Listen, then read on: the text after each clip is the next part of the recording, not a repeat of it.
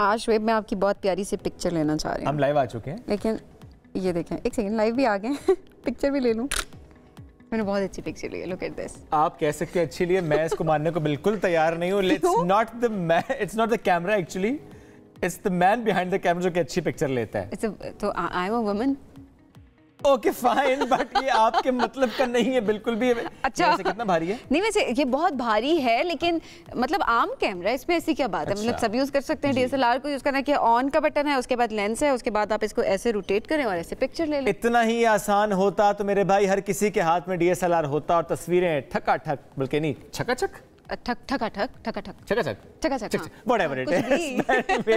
Photography की जब हम बात करते हैं, आज हम फोटोग्राफी की बात करेंगे। बिलखुसूस अगर हम नॉर्थ जाते हैं, बहुत खूबसूरत हमारे नॉर्थ के इलाके, केपी, गिलगित बल्तिस्तान, कश्मीर, लेकिन उसमें भी आज हम ये समझना चाहेंगे कि जो नाइट फोटोग्राफी होती है ये क्या होती है। जो फोटोग्राफर है आमिर खान, वो कहते हैं कि जो रात का मंजर होता है वो ज्यादा प्यारा होता है। हम तो जहां भी जाते हैं जी, शाम हुई सो गए, सुबह उठे लेट उठे, नाश्ते में भी टाइम वेस्ट किया, फिर निकले घूमते फिरते वापस अगर हमारा ट्रिप हुआ मुकम्मल। लेकिन वो कहते हैं कि जब वो कहीं जाते हैं तो वो कोशिश करते हैं कि रात को निकले, रात को एक्सप्लोर करें। और हम इंतजार कर रहे होते हैं गोल्डन आवर कब आएगा, गोल्डन आवर के इंतजार होता है, और उसके बाद हम कहते हैं जी पिक्चर अच्छी आएगी। रात हो जाती है तो हम ये कहते हैं अब तो तस्वीर कहाँ ही आएगी। तो अब देखें जिस तरह से ट्रेंड्स चेंज हो रहे हैं, आपका इक्विपमेंट चेंज हो रहा है, वहीं पर फोटोग्राफी की स्किल्स जो हैं वो भी चेंज होती जा रही हैं, जिसको सीखना बड़ा ज़रूरी है। और अभी भी एक फोटोग्राफर से यही सवाल किया जा रहा होता है कि आप करते क्या हैं। आमिर हमारे साथ मौजूद है, साथ में काम इस वक्त हम स्क्रीन पर दिखा भी रहे हैं। अस्सलाम वालेकुम, गुड मॉर्निंग। 14 साल से फोटोग्राफी, और इसमें ज़्यादा आपने बलूचिस्तान के अलावा तकरीबन पाकिस्तान आपने माशाल्लाह कवर किया। तो पहले तो ये बताएं कि ये फोटोग्राफी क्यों? ये बहुत भारी है, इसलिए मैं इसको रखना पसंद करूंगी। मेरा ज़ाती ख्याल ये है कि दुनिया में हर बंदा पैदा ही एज अ फोटोग्राफर होता है। अच्छा, हाँ, क्योंकि जो पहला इमेज बनता है वो आपके माइंड के अंदर अपनी माँ का चेहरा बनता है, उसके अलावा आपको कोई दूसरी औरत एक्सेप्ट नहीं होती। वो पहले ही तस्वीर होती है जो कोई भी इंसान तख्लीक करता है अपने जहन के अंदर। इसी तरह जैसे जैसे आप बढ़ते जाते हैं, मुस्तकबिल के बारे में जो एक स्केच बना रहे होते हैं, वो भी उसी फोटोग्राफी का हिस्सा होता है। और फिर जो तीसरा स्टेप होता है वो अपने लाइफ पार्टनर के साथ, चाहे आप एज अ फीमेल या एज अ मेल जो सोचते हैं, पेंट करते हैं, तो वो आई थिंक थर्ड होता है। और जो लास्ट होता है वो अपने अगली दुनिया के बारे में होता है कि वो कहाँ प्लेस करेगा या कहाँ उसे प्लेस करना चाहिए। तो मेरे ख्याल से तमाम लोग एज अ फोटोग्राफर पैदा होते हैं। तो आप बताइए 14 साल का फोटोग्राफी का सफ़र आपका कैसा रहा? मैं इसको इस तरह कहूँगा कि मुझे मुख्तलिफ़ चीज़ें, क्योंकि मैंने एट द टाइम मुख्तलिफ़ चीज़ें देखी हैं। जिस तरह मैंने as a fashion photographer start किया, फिर एज अ फ़ोटो जर्नलिस्ट आया। फैशन फ़ोटोग्राफ़ी के अंदर मुझे चीज़ें ने बड़ा हर्ट किया ये कि आपको एक फ़ेस कुछ नज़र आता है, लेकिन जब आप उनके करीब जाते हो तो कुछ स्टोरीज़ मुख्तलिफ आ जाती हैं जो मेरे जैसे आर्टिस्ट बंदे को हर्ट करती हैं। तो मैं वहाँ स्किप कर गया। तो जब मैं एज अ फ़ोटो जर्नलिस्ट मैंने स्टार्ट किया बदकिस्मती से, तो उस वक्त हालात बहुत ख़राब थे, और ख़ासकर हमारे सूबे के अंदर तो बहुत ज़्यादा ख़राब थे। तो वो चीज़ें देख के, खून, ऐसी चीज़ें देख के बहुत दुख होता था। तो फिर वहाँ से मैं भागा। आप एक तरह से आप मुझे भगोड़ा फ़ोटोग्राफ़र भी कह सकते हैं। तो जब मैं तीसरा फेज़ में आया वो था नेचर फ़ोटोग्राफ़ी।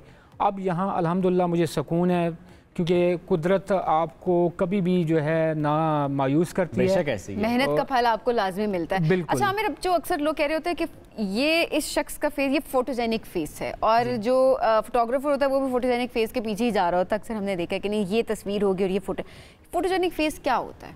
देखिए, पहले तो ये चीज़ को समझना चाहिए कि फ़ोटोग्राफ़ी जो है बेसिकली वो 3 चीज़ों पे डिवाइड है। कमर्शियल फ़ोटोग्राफ़ी है, डॉक्यूमेंटेड फ़ोटोग्राफ़ी है, और इसके अलावा जो है आप कह सकते हैं कि नेचर फ़ोटोग्राफ़ी है। अब आप इन तीनों में से किस पे जाते हैं? अगर आप एज आ डॉक्यूमेंटेड जाते हैं तो फिर आपको फेस के पीछे इस बाउंड्री में नहीं रहना पड़ता कि गुड लुकिंग है या फिर फोटोजेनिक है कि नहीं है। ठीक है, तो ये वो मुख्तलिफ स्पेसेस हैं। लेकिन मेरे ख्याल से जो मेरा ज़ाती तजुर्बा ये रहा है कि दुनिया में जिस तरह हर शख्स को सांस लेने का हक है, तो मेरे ख्याल से उसकी तस्वीर लेने का भी हक है कि ली जाए। उसके लिए क्या बात है। आप नेचर फोटोग्राफी पर आते हैं, आपका सारा काम भी हमने इससे पहले दिखाया। अब मुझे बताएं कि जो आपकी फ़िलॉसफी है कि रात को जाकर फोटोग्राफी करना किसी जगह पर, ये ख्याल क्यों आया? ये बड़ी दिलचस्प सी बात है कि मैं आपको इस बारे में बताऊं कि मुझे अक्सर जब मैं दुनिया की चीज़ों को देखता था, जब बहुत ज़्यादा मायूस होता, डिसहार्ट होता था, तो सोचता था कि मैं खुदा से बात करूं। तो खुदा से बात करने के लिए मैंने सोचा क्या करना चाहिए। ये बड़े मज़े की बात है, शायद कुछ लोग इससे इख्तलाफ भी करें, लेकिन हकीकत यही है कि आपको अल्लाह से बात करने के लिए कोई पारसा होने की ज़रूरत नहीं है।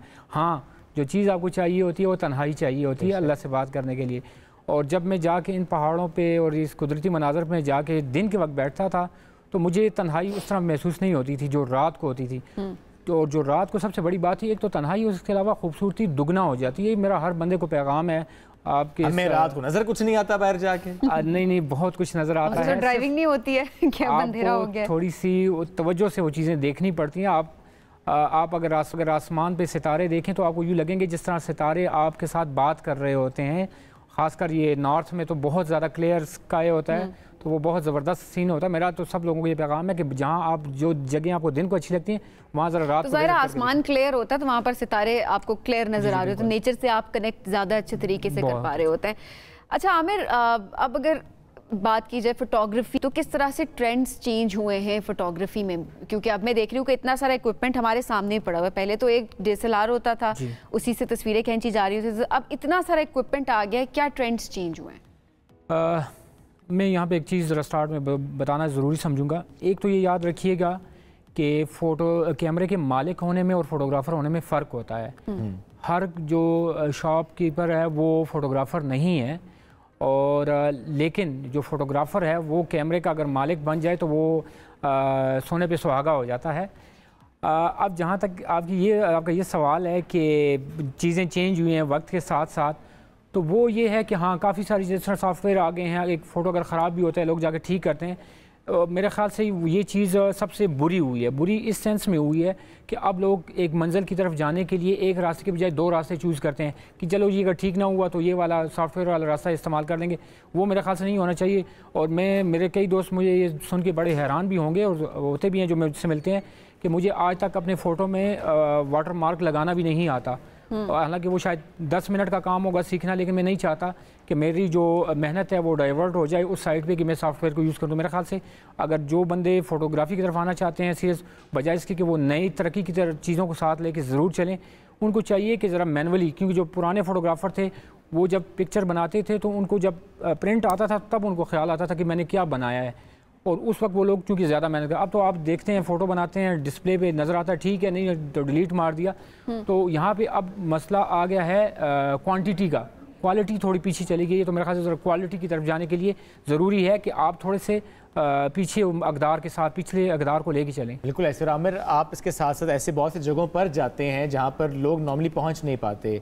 टूरिज्म की जब हम बात करते हैं तो 3-4 जगह जो बता पाएँ आपके, वहाँ तक आप गए, वहाँ की फ़ोटोग्राफी आप लेकर आए और वो आपने पूरी दुनिया को दिखाया कितना खूबसूरत इलाका है वो। इसमें जो एक बड़ी अहम जगह है वो है ये कोहिस्तान में है, सपट वैली। बहुत खूबसूरत जगह है, महीन लेक है वहाँ पे एक ऐसी लेक है जो बड़ी लोगों के लिए एक शॉकिंग न्यूज़ होगी कि वहाँ पे ट्रांसपेरेंट फ़िश है। वहाँ के मुकामी लोग भी, उस झील तक बहुत कम लोग गए थे। तो जब मैं वहाँ पहुँचा हूँ तो उन्होंने कहा कि यार ये झील तो हमने भी पहली दफ़ा देखी है। तो उन्होंने कहा कि इस झील का नाम हम आपके नाम पे रख देते हैं कि आप यहाँ पहुँचे हैं।